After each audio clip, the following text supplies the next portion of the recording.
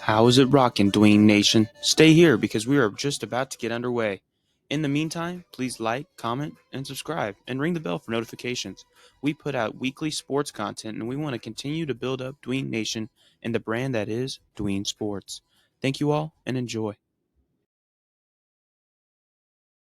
Welcome in, Dwayne Nation. This is your host, Justin Paez, alongside Genoa Agudelo. Draft is over. All picks have been made, and we are here to discuss them all. Genoa, how are you feeling after this draft weekend?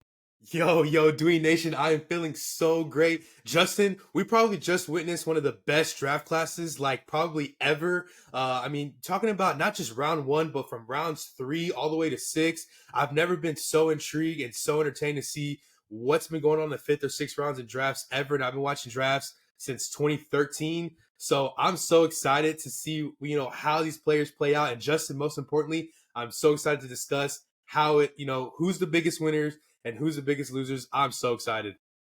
Yes, no, he spoiled it right there. So this episode here, we're going to talk about our 5 top winners and our 5 biggest losers from the draft. And then we'll send out another one talking more about the fantasy aspects of each player that was drafted. But yeah, super great weekend. I was intrigued through day 3. I know a lot of people check out then, but there were still a lot of good names on the board. And we're here to discuss that. And we're going to start off with a bang with our winners of the 2024 NFL Draft. We got 5 for you. I'm going to let Genoa start us off. Who is your 5th best winner? And we'll go all the way to our biggest number 1 winner. Okay, so fifth, Justin, is going to be the Washington Commanders. Okay, so yes, they start off, the draft with their second pick overall, taking Jaden Daniels, and hey, he's going to be a talented quarterback.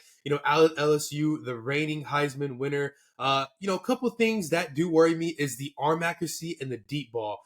Can he get it to his playmakers? He has Austin Eckler now out of the backfield. He has a couple good receivers now with Terry McLaurin and Dotson. So can the accuracy be there all the way for the Washington Commanders with Jaden Daniels? I do believe so. But after that, Justin, they made some pretty, and I mean pretty good picks.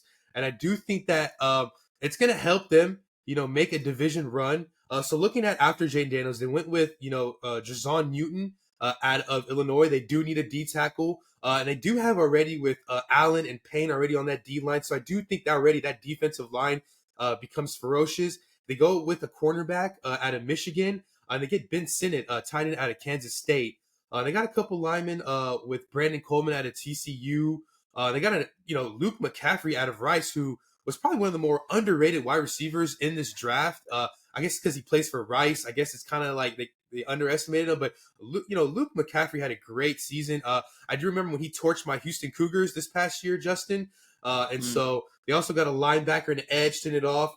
So I like what the Commanders are doing. They made some sneaky picks with the already pretty, decently built up team. Now being coached by Dan Quinn and offensive play calls by Cliff Kingsbury. So I like, the potential of Washington to make a run at Philly and Dallas for that NFC East title.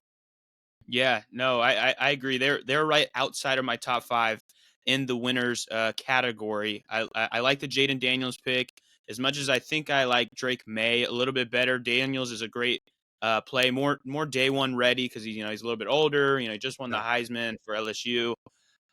Going into the second round, I love that they decided to go best player available because Johnny Newton was falling.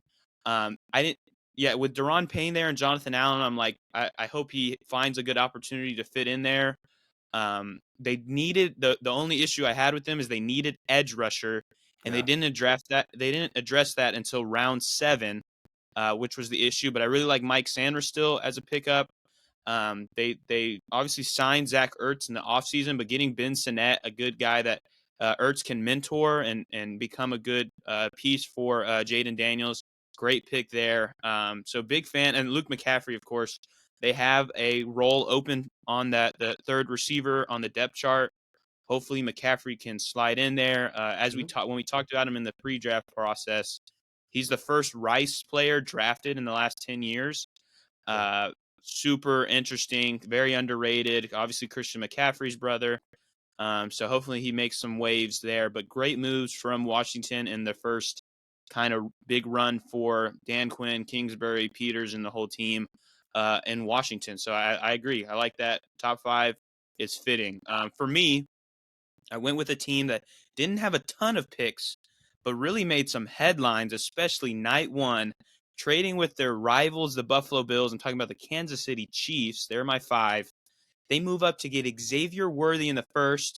We were scared that they were going to get a guy of his speed, of his caliber, and they do. They trade up and get it. A shock where Buffalo will be getting clowned for the next handful of years when Worthy lights them up. I see a lot of people that are like, the Chiefs have failed with fast receivers. McCole Hardman and Sky Moore.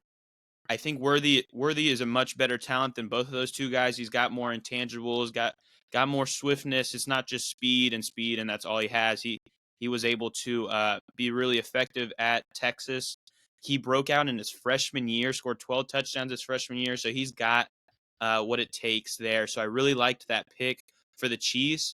And then a guy that was dropping, in my opinion, Kingsley Suamatia, the offensive tackle. They're able to scoop him up at the end of the second, which is super great for them. I'm a big fan of that pickup. And then the last one that really stuck out to me is they stole Jaden Hicks in the fourth round. He was falling big time. I was kind of shocked at that because I really liked what he put on tape out of Washington State. And they get him in the fourth, which is a position that they could address. They have Justin Reed there, but they really could have added into that secondary room, and they get Jaden Hicks. They also seem to draft maybe Travis Kelce's replacement and Jared Wiley out of TCU. Not a lovely pick. He's fine. Not one that will impact day one. But I just really love the Chiefs. Xavier Worthy, Kingsley Suamatia, and Jaden Hicks, the safety out of Wazoo. What are your thoughts with the Chiefs as my top five winner? I'm gonna agree with you, Justin. Justin, Patrick Mahomes now has another speedy wide receiver. The defending Super Bowl champions that struggled during the regular season, Justin, have another wide receiver. It's so unfortunate with what's going on with Rashee Rice, but Justin, you had Marquise Hollywood Brown and Xavier Worthy to going on with an already Hall of Fame Travis Kelce. They added some O-line help. They add some defensive help that, they were one of the most dominant defenses in the playoffs. You can make the argument as that's why they were able to win the Super Bowl, making stops, especially, limiting the 49ers to a field goal in overtime, which then led Patrick Mahomes to score a touchdown in that game.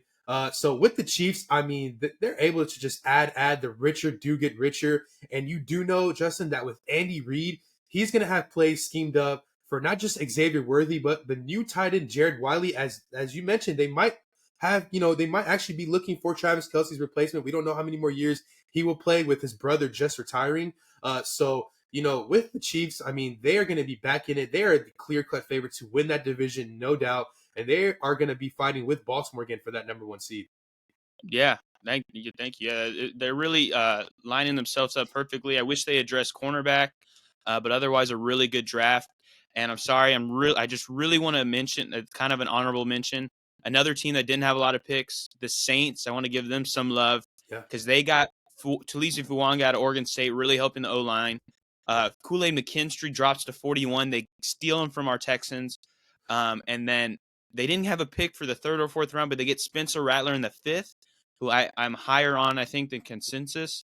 And with Derek Carr kind of meh, I think he could have the opportunity to step up and maybe take a job. So I really like them. And then I know we were discussing right before this, the Bears had a really good draft. They didn't have a ton of picks. Obviously, Caleb Williams, Rome Odunze, you could stop there. They get Kieran Amageji, the O lineman out of Yale, good player. And then the only questionable one is they took a punter in the fourth round, which was strange. Yeah. But anyway, those two teams I felt like mentioning. Sorry, I don't know. But moving to four for you, who is on your fourth winner of NFL draft? On my fourth will be the Green Bay Packers, Justin. So before the draft, you look at what they had. They had a pretty solid defense in Green Bay, and they have a pretty solid offense with their upcoming quarterback in Jordan Love. They just signed Josh Jacobs, and the receivers that they have there with Dobbs, Watson, and Wicks. They're able to develop the wide receiver position so well, Justin. So with the draft being here, in the first round, they went offensive line to protect their franchise quarterback, getting Jordan Morgan out of Arizona. And then, Mhm. Justin, in the second round, this pick broke my heart, as well as yours. I know we love Edrin Cooper, but now he goes to Green Bay, Justin, with an already established defense. And then they go in that same second round, get Javon Bullard out of Georgia, a safety. And then in the third round, they get Marshawn Lloyd, which isn't a reach at all. I think that was a good spot for Lloyd to be picked. Um, and so I do think that fits their scheme better. I think they need more of a speedy back since Josh Jacobs is more of a power back.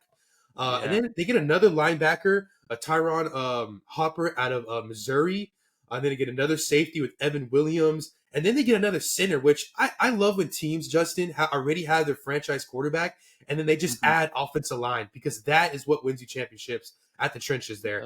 Oh, yeah. And then, I mean, towards the end of the draft, they get another lineman, another corner, another safety. I mean, they are building that defense up for a playoff run to stop teams like the Eagles, the Cowboys.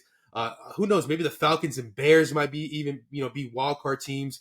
And so, the Packers really, really did a lot of great moves here. They had a lot of picks. They're, very aggressive. They don't always pick the most attractive available, Justin. They pick the best fit for their team. Yeah. Whether it be stats, 40 times, whether they had limited penalties in college. The Packers, as they don't have the best organization, but they do know how to draft and develop as they always have in the history of their franchise. So I'm going to have the Packers as my number 4 winner. That's a really good pick there. I agree with you. It gutted me and you and a lot of maybe Texans fans who were hoping for it. Edrin Yeah. Cooper goes to the Packers. Phenomenal move for them. Yeah. One right after Houston picked Kamari last year, which we might be talking about later. Javon Bullard, really good, solid pick for safety. ESPN has them as their top safety, even though I know we had Tyler Nubin and I had Jaden Hicks over him. But and then as you mentioned, Marshawn Lloyd, he's just a really good change of pace for them because Jacobs isn't the fastest guy. Clearly, Dylan is not the fastest guy, and so people have kind of been comparing him a little bit to Aaron Jones with a little Mhm. bit different skill sets, but he's quick. He gives a good quick burst off the line of scrimmage. So good pick there. As you mentioned, Hopper, I like, and then even uh, Michael Pratt and Kalen King in the seventh. You might be thinking those are just throwaways, but Pratt was being regarded as like right around the Spencer Rattler range. Yeah. He goes all the way to the seventh. I know they got Jordan Love, that could be good backup. Their backup last year was Sean Clifford out of Penn State. Yuck. And then Kalen King, poor him. He was high Yeah. before the season ended. He was kind of going in that third, fourth round in early projections. Had a really bad Senior Bowl. Didn't have great combine, and he just kind of fell from the earth. But the Packers still get him. Could be a good developmental piece. So I like the Packers. Another team I like, which is my fourth team, is the Baltimore Ravens. So they stay put at 30 in the first round. We're thinking, what could they do? And they go Nate Wiggins in the first, which we've had. I mean, I've had some skepticisms about his size, but really great player. They picked him over guys like Cooper DeJean and Kool-Aid, which you could argue is something, but I know Baltimore is really good at developing cornerbacks, which makes that pick really exciting for them at the end. And then at the end of the second, they get Roger Rosengarten, who has been climbing up the ranks over the last month in the draft. Public out of draft public, which really excites me. He was on the Washington offensive line, which was really good for Michael Penix and company. And then in the end of the third, Adisa Isaac out of Penn State falls. They get another linebacker slash edge rusher who's a really good pick there. Tez Walker, as much as I wasn't a fan of him, he had a bad Senior Bowl. Yeah. He struggles with drops at times. They get him in the fourth, which was good. I thought he was going to go around the third. He drops to the fourth. Really good play. And then the biggest steal was TJ Tampa, who I thought was going in the second. Huge fan of him. He was a good player in the Senior Bowl. He drops to the fourth for reasons I do not know yet. But that's a steal too. So they got two more corners into that secondary. And you know how Marlon Humphrey has been getting injured more and more over the Yeah. last few years. So this is another good piece to help that secondary. Maybe I wish they attacked the guard position a little bit more. They didn't address any guard position. They got, of course, Rosengarten, who's going to be a tackle, but they lost Kevin Zeitler, I believe, so they need Mhm. a guard, which is their only lacking thing. And then they did make one mistake with I didn't get the Devin Leary pickup from Kentucky when Michael Pratt's on the board. Not that they even needed quarterback, but well, I guess they do actually kind of need a backup because Tyrone Huntley is on the Browns now. Mhm. So they get Devin Leary, who is like he's kind of written on his forehead is NFL backup or worse. I don't think he's got much more out of that. But Baltimore at the top of the draft with Wiggins, Rosengarten, Isaac, even Walker, and Tampa, all great picks, which lead me to giving them the fourth best draft in the 2024 NFL draft. What are your thoughts? Yeah, no, I like it, Justin. You get two, I would say, of the top 5 to 6 best corners. I was very surprised to see TJ Tampa not get through the third round. I remember just looking through the third round. I'm, saying, okay, TJ Tampa's definitely going here. He's definitely going here. But no, he falls towards, the mid endish of for the fourth round. And Nate Wiggins, TJ Tampa to go along with Marlon Humphrey, who you've mentioned has had injury issues. I think he did miss the playoff game against the Texans. And not only that, you need some offensive line. So Roger Rosengarten was the best pick around that time. You did lose Patrick Queen to Pittsburgh, Justin, so they're able to get Isaac, Right. who I think is going to be a very solid linebacker for them. With Baltimore, they're always able to develop the running game, and they're always able to develop physical, fast linebackers, edge rushers, ferocious run stoppers in Baltimore. I love the fact that you put Baltimore on this list. They weren't on my list because they were lacking a little bit on the wide receiver position. I've been preaching for Baltimore. They just signed Bateman, re-signed him. So I think they kind of believe in him. They didn't bring back Odell. They still, I just feel like they just need a little tad bit more help at the wide receiver position. But other than that, Justin, they were able to fill in many holes in their offensive line as well as their defense. Yeah. Cool. All right. Well, I'll let you shoot your third biggest winner of the NFL draft. So one of my biggest winners, a third, in this draft is my beloved Houston Texans, my beloved Texans, who I've loved so much since birth. So looking at their draft, Justin, we didn't pick in the first round, but we did pick in the second, and we got Kamari Lassiter out of Georgia. And I saw a stat that he has dropped into coverage 408 times, and he's only allowed 15 catches with Wow. 100, a total of 136 yards. Lassiter is never allowed more than 3 catches per game, which is very interesting. And that's what my Texans needed, as we did have issues stopping the passing game on critical third downs, especially third and longs. So I like that. And then in that same second round, we go with some offensive line help with Blake Fisher. So we do need some offensive line help. I've always been on record saying if they can just protect CJ, as best as they can, the Texans can win any football game. It could be in Kansas City, in Baltimore, in the, deep snow of Buffalo. Hopefully next year in Little Caesar Superdome in New Orleans, we can win any game as long as you give CJ Stroud a good offensive line that can give him a few extra seconds to do what he has to do, right? And then, in the third round, we go safety with Caleb Bullock, who's pretty good. And something that I found interesting in the fourth round, we go with Cade Stover, which I was not expecting us to get Cade Stover. I thought Cade Stover was more of a late second round, early third guy, a tight end that has a lot of yak potential. And now, Justin, my Texans at tight end now have Dalton Schultz, who did pretty good for us last year. Now a rookie tight end who is a Buckeye, who knows Right. CJ Stroud. They're probably together a few years, and so they get CJ his guy. But then here's where it gets interesting, Justin. Where I love what my Texans did in the sixth round, you get a physical linebacker in Jamal Hill out of Oregon, who I believe has big play potential.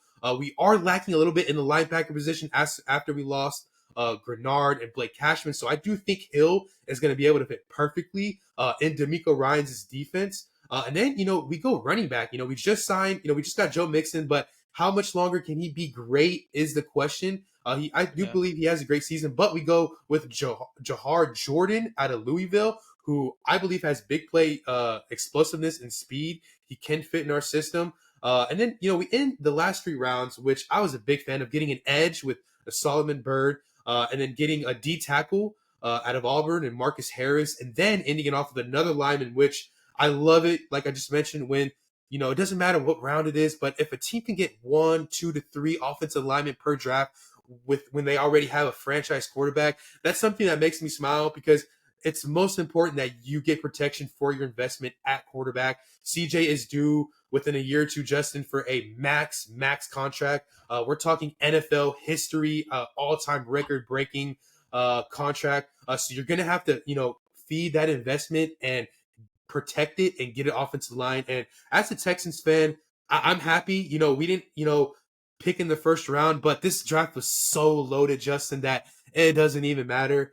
So I love what my Texans did, filling a lot of holes that lost us a couple games last year in the regular season. So I'm really excited as a Texans fan. And, I think we have, the sky's the limit. We just have to keep CJ healthy. And we're able to win any football game. Yeah, so I liked Houston's draft. I like what you said. You've helped me walk through it. Mhm. I'm maybe because I am a Texans fan, I'm nitpicking a little. I Yeah. had them around the middle. They're winners, not losers Okay. overall. The kind of thing that hurt me a little is they need a corner, right? They get Kamari at 42. But if they had just never traded that 23rd overall pick, they would have been in line for Terrion Arnold at 23 because he went 24. And that would have been heaven. And then even like looking past that, okay, that happened. They made the trade. It helped them get Diggs, so it's fine, right? At 42, they just barely miss out on Kool-Aid by one selection, and it's just like they did what they could. They picked a good corner who can fit in and hopefully become that cornerback too, but they miss out just barely. And then at Blake Fisher's pick at the near end of the second, I had guys like Kingsley Suamatia right over him and Roger Rosengarten, but I'm just nitpicking. So it's like Yeah. it's not bad. Yeah. They like Fisher. He's kind of a guy that can uh, not a depth. I'm not gonna. He's definitely not gonna be a career depth piece. He'll jump into that role because Titus Howard is injured often. Larry Yeah. Mutunzel's in his 30s. Like there could be a point if they develop Fisher into something and just continue to build that offensive line for CJ because that's the biggest thing for Houston is to make sure CJ can stay on his 2 feet. And then I will say big fan of Kalen Bullock in the third. I did want Jaden Hicks, but I'm really looking at this film on Kalen Moore. Really great pick from USC. Cade Stover, former teammate of CJ. Great move. I know they had Schultz and Brevin Jordan. Brevin Jordan could be near the end of his contract soon. And Stover it has good time to learn behind two pretty solid tight ends.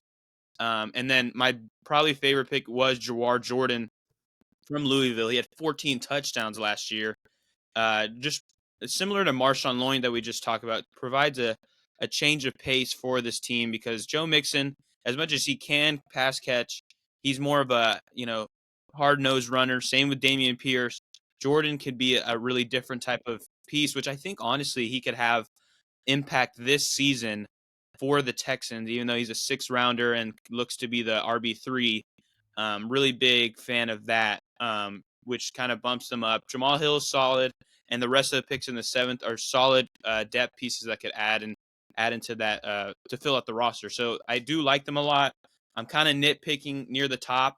Wish they had that 1st rounder still, but Yeah. it helped get Stephon Diggs, so it works out. But I do like Kamari Lassiter a lot. He's a Georgia product, so I like that there. So Houston does with what they got, and they make some good plays to help for set up a good run for them this season. Mhm. For me though, at 3, some people don't like it because they didn't get the wide receiver we were all hoping they were going to, especially us two were hoping.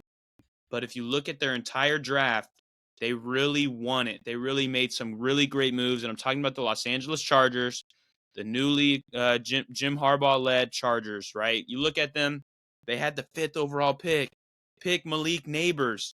No, they go Joe Alt, right? You look at it, like I'm looking at it and you're like, man, they really did need wide receiver.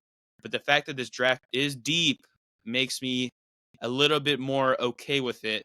They really solidify the O line. The O line is set up for them for this season. They might need to address center a little bit, but Joe Alt, best tackle in the draft. Yeah. And then they're able to follow that up with Lad McConkey in the second. Obviously not Malik Neighbors type or caliber player, but a really good piece that gets open. And then Jim Harbaugh gets his Michigan guy, Junior Colson, in a needy linebacker room. And then to me, their biggest steal of the draft in the fifth, getting Cam Hart out of Notre Dame. This guy's 6'3", 200 pounds. I think he's gone under the radar in the pre-draft process. I'm really a big fan on him.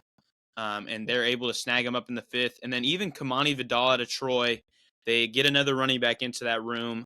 And then I think two people really loved. Finally, Brendan Rice came off the board, Jerry Rice's son, to the Chargers in a room that needs wide receivers. He has an opportunity to make some waves, and he gets to stay near his college. He stays in L.A., even though it was in Southern Cal, where he played football for the Trojans. But really, just a full draft of really good picks. They're able to address wide receiver. It's not to the highest, level of Malik Neighbors, but they're able to get good wide receivers, the best tackle, a top linebacker, and then a really good corner in Cam Hart. I just love it. I love every part of it, especially when a team like the Chiefs get Xavier Worthy.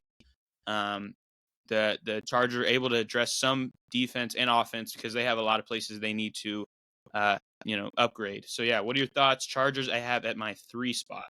Yeah, I didn't really absolutely love what the Chargers did, Justin, but I do understand the many moves they made. I would have went Neighbors. Obviously, we've talked about it, but there's nothing wrong with getting protection for your quarterback with Joe Ott, who was the best tackle in this game. A pick that I did question, though, was Lad McConkey. I'm not 100% sure if he's what everybody's making it seems. I don't think he scored a touchdown in 2023. But hey, after that, it does get better. They do get Junior Colson out of Michigan, which Harbaugh is, really familiar with. So they got their linebacker to go along with that pretty good D line and that decent secondary. And then he had a D tackle out of Alabama, who I'd like with Justin Eboigbe. Boygby. Mm-hmm. Pretty fun to say. And then they get back to back corners with Tarheeb Still out of Maryland, and then you mentioned with Cam Hart out of Notre Dame, who was really good. I'm surprised he dropped to the fifth.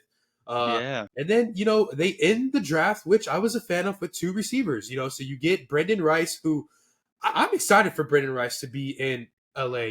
I do think he is one of the more underrated receivers. He was Caleb's go-to guy, scoring about 11 or 12 touchdowns this past season. Yeah. And, he does have the Rice family name. He does have the genetics and the skills and the family support, the backbone to be that guy in LA. They also ended with Cornelius Johnson, who I thought wasn't a bad receiver. He is a Michigan guy, so that's a bonus. So with the Chargers draft, I don't say it's like, oh, so impressive. It's good, not great. It's at first I was thinking it was going to be terrible, but I do think they made up for it. Like they didn't pick the flashiest players at wide receiver, but I do think Right. Brendan Rice, Justin, as far as fantasy now, you have to look at him now to be the number 1 guy. I do like Lad McConkey, but I think Brendan Rice just has that juice, that skill set from him. Just take away the fact that he's Jerry's son. I just think that he has, with the depth chart, it being not that many, great playmakers. I think Brendan Rice overall is the best pass catcher in Los Angeles. And I think Justin Herbert is going to work Wow. great with Brendan. And so, if you're a fantasy guy, definitely look at Brendan Rice, probably around the 6th or 7th or 8th round, depending if it's a, 10, 12, 14 team format. But this guy, I mean, you cannot, don't let Brendan Rice fly under the radar once mock draft seasons starts coming out here in the next couple weeks or month. I do like Brendan Rice to be now the number 1 guy in LA. That's some big talk right there. A Yeah, 7th rounder becoming the top guy for the yeah. Chargers. I like your take, and I want to hear your take on your second highest NFL draft winner. So my second is the Los Angeles Rams, Justin. Okay. So here with the Rams, you just get the news that, Aaron Donald just retired, right? So, Yeah. with the first 2 rounds, Justin, they make some impressive picks. So at pick 19 in the first round, they go Jared Verse out of Florida State, who I was a big fan of. No, problem there. And then in the second, they go defensive tackle Braden Fisk. So they go two Florida State defensive linemen who know each other, have chemistry together. So now they're going to be taking the reins after Aaron Donald, the great Aaron Donald, leaves. And it fills in a hole already, Justin. And then in the third round, which I was a little bit confused because you already have Kyron Williams, who became the darling of the NFL and the fantasy world. Kyron Williams became, that guy that everybody's going to want to draft now in the first 2 rounds of fantasy draft. But now it gets interesting because you get probably one of the best running backs in college this past year in Blake Corum, a Michigan legend, a touchdown magnet. He's a hybrid. He's a speed guy and he's a power guy. He can do it all. I believe he can play all 3 downs. I believe he can be a great pass catcher out of the backfield.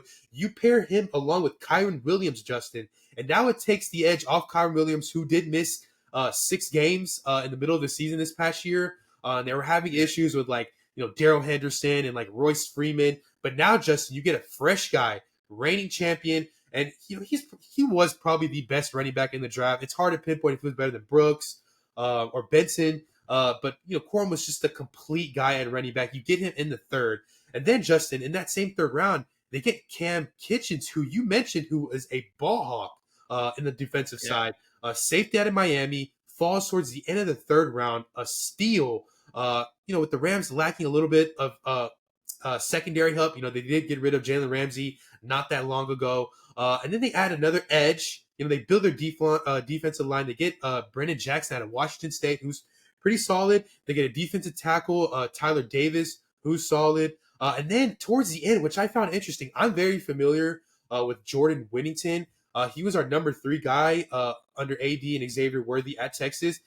Pretty good speed, explosive speed. He is a one-play kind of guy, a guy that gets you one play, 40 yards. He isn't, the guy that's going to get you 7 or 8 catches, but more of a big playmaker on a down that you needed, a 3rd and 17. He's the guy that you go to convert, possible Hail Mary situation.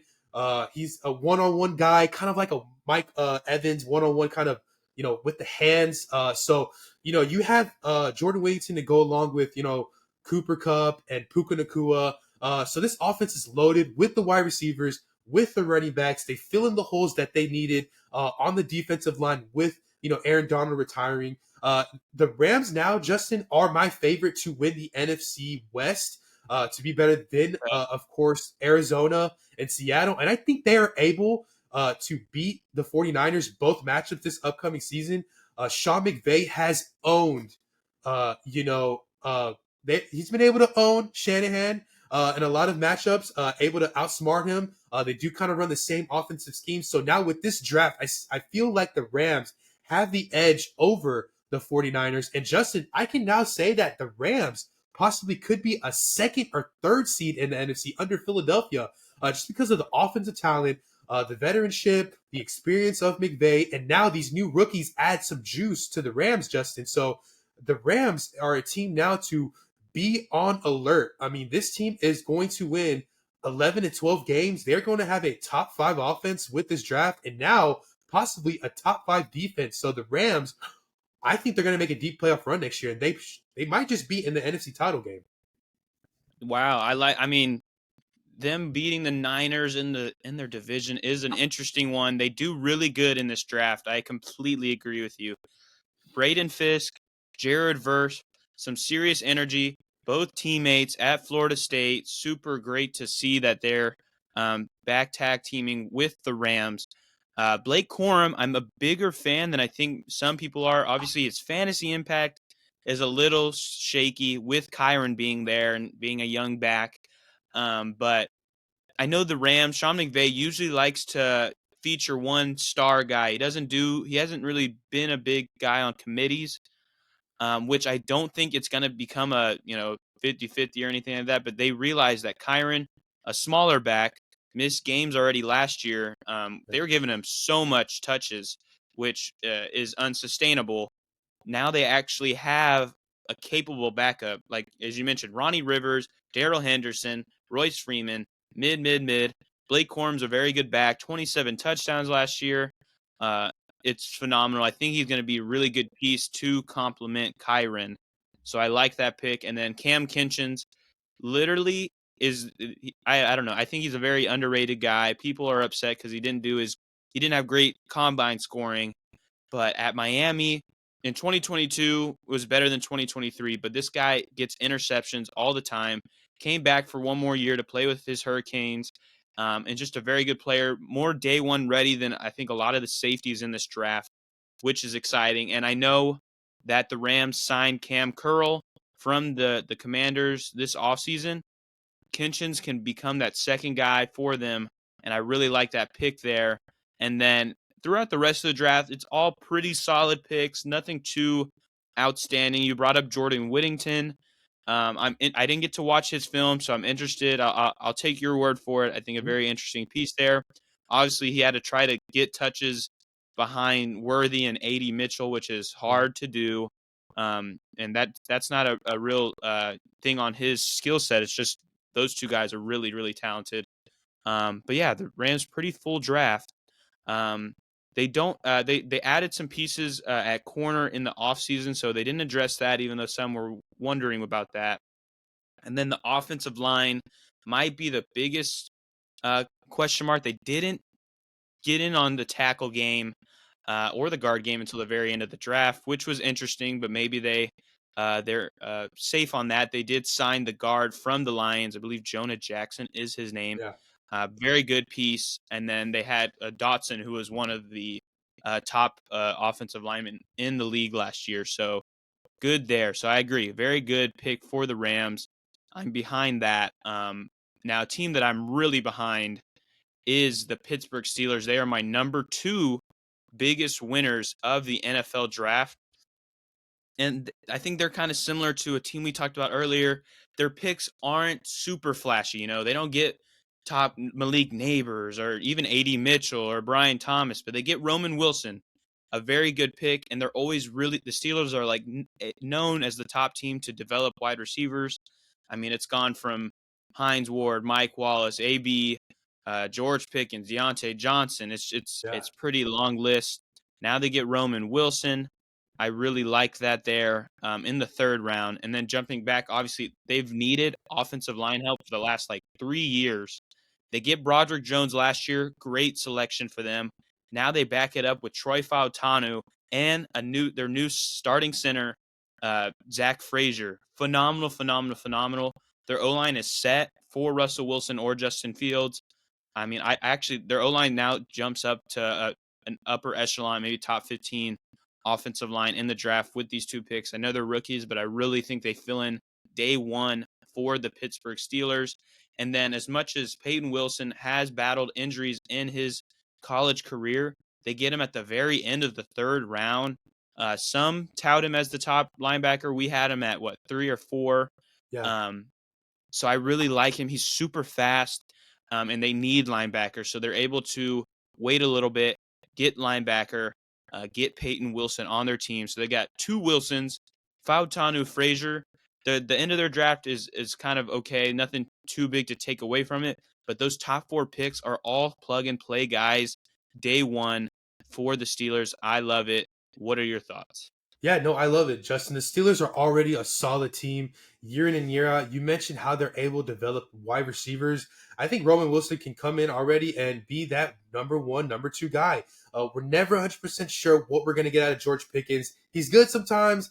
He disappears sometimes, but he's a great receiver. You need that another guy to complement him, and I do think Roman Wilson can be able to do that. Whoever's throwing the football to him, whether it's Russell, whether it's Justin Fields, I do think that Roman Wilson can accelerate and be a great wide receiver, especially in fantasy formats. He's that sneakier guy.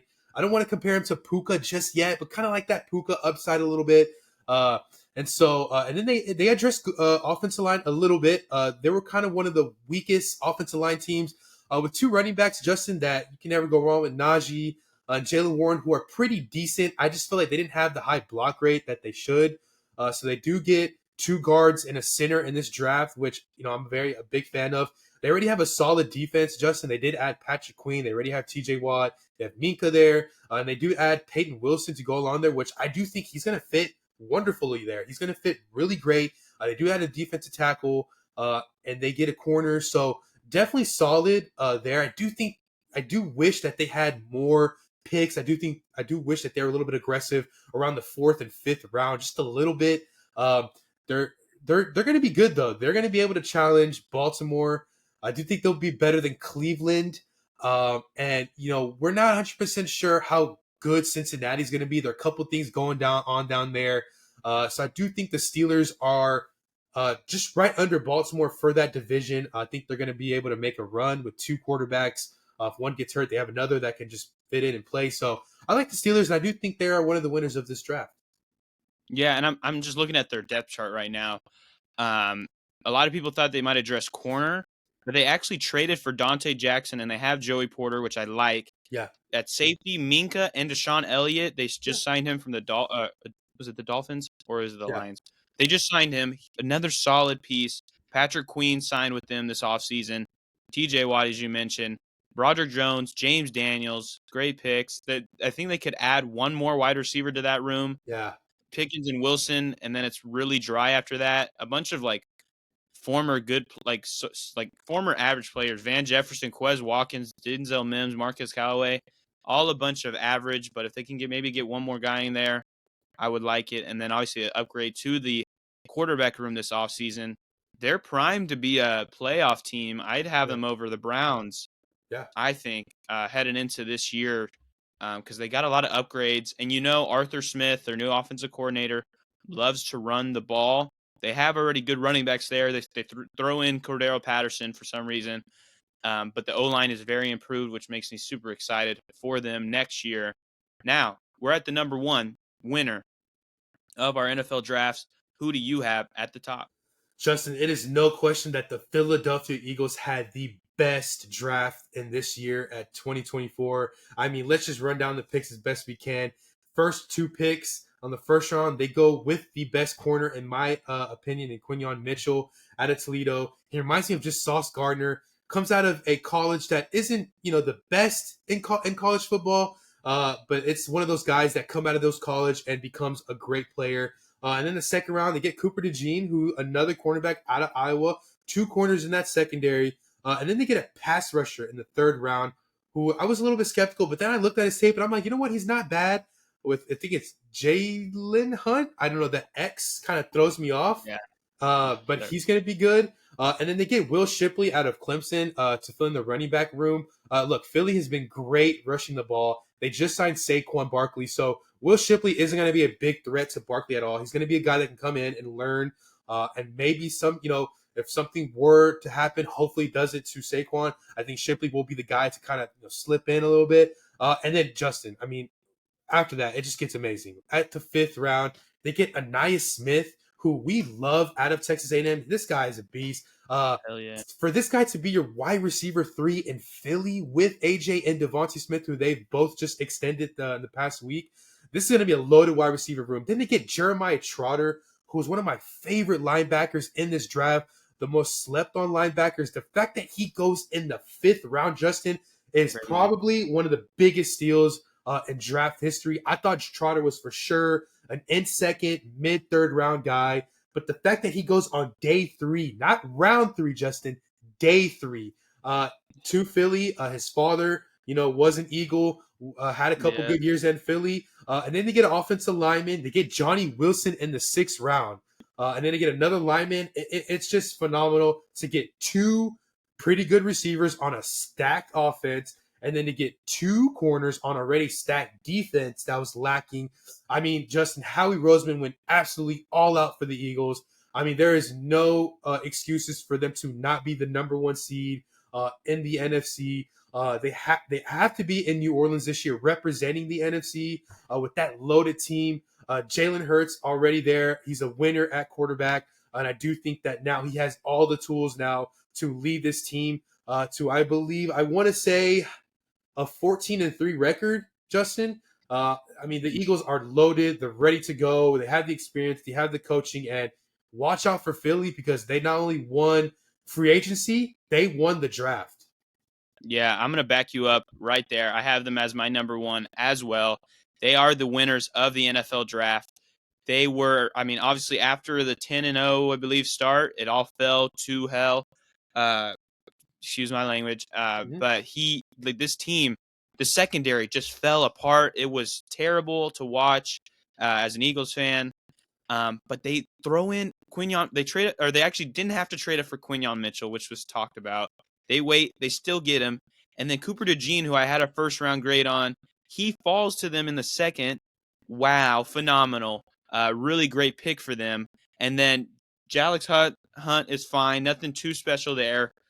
He'll be a backup to start. He'll be a good depth piece because they got Nolan Smith and a Yeah. number of good guys around there. And then Will Shipley will be a good backup piece for Saquon Barkley.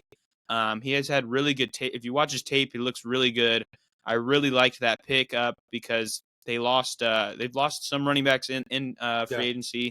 You know, Penny's gone, Swift's gone. Boston Scott, I don't believe, is on the roster. I think they only had Kenneth Gainwell. They bring in Saquon, of course. Now they got Will Shipley, and then of course Texas A&M, my favorite, Sub-Zero, Anais Smith is on the team now. And you know, for a handful of years, the Eagles were, you know, wide receiver needy. They signed AJ to an extension. They signed Devonta Smith to an extension. They get an old vet in Parker, and Anais Smith is now on the team. Johnny Walker on the team. But let me just look at Anais Smith. Think about a little bit slower Deshaun Jackson. This guy is a great punt returner. I mean, he scored so many touchdowns for the Aggies, you know, returning punts, returning kicks. And then in the receiving room, they need slot guy. He fits that perfectly, will get catches for this team. Super excited for what Anais Smith will do in a Philadelphia Eagles uniform. It feels really good, too, because my roommate is a Dallas Cowboys fan. Obviously, we're both Aggies, but I get Anais Smith on my Eagles team. And then moving past that, Jeremiah Trotter gets to go where his dad played, as you mentioned. Super cute, a huge steal there. I thought the Texans would, you know, dive into that one, especially because he lands in the 5th round, which is pretty wild. And then Johnny Wilson, 6'6" wide receiver. I mean, just like lob the ball up to him, he's gonna catch it. He's got so much height on him. He's a big dude. I've heard rumors they can move him to tight end, but we'll never question the Philadelphia Eagles for needing wide receivers. They are set for life. It is very good for the Eagles. Good to be an Eagles fan. They fix a lot of needs. And some are questioning, you know, the offensive line. They lose Kelsey. It's okay. They're still one of the top offensive lines. Philadelphia Eagles, big winner, best team in the NFC. Arguably could vie for the top of the NFL. Go Mm-hmm. Philadelphia. Fly Eagles fly. They are the top guys. We are aligned there. But yeah, winners of the NFL draft, Philadelphia Eagles. Great job there. And that wraps up our winners. Now, I was just thinking about this. I think we're going to cut here because we're already at 47, and then we're going to do our episode for the losers of the Mm-hmm. NFL draft. Not as happy as this episode is, but still so much to talk about, so much to listen to.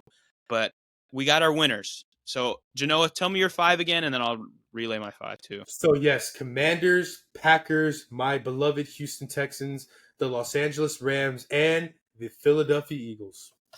See, so all right, so we were aligned. At 1, we had Eagles, and then I had Chiefs at 5, Ravens at 4, Chargers at 3, and the Pittsburgh Steelers at 2, with the Eagles at 1. Pennsylvania is a happy state right now with those 2 winners. But yeah, okay, that wraps up our winners. We'll be right back for losers. Check out the episode on our YouTube. Thank you guys, and peace out. We will be right back.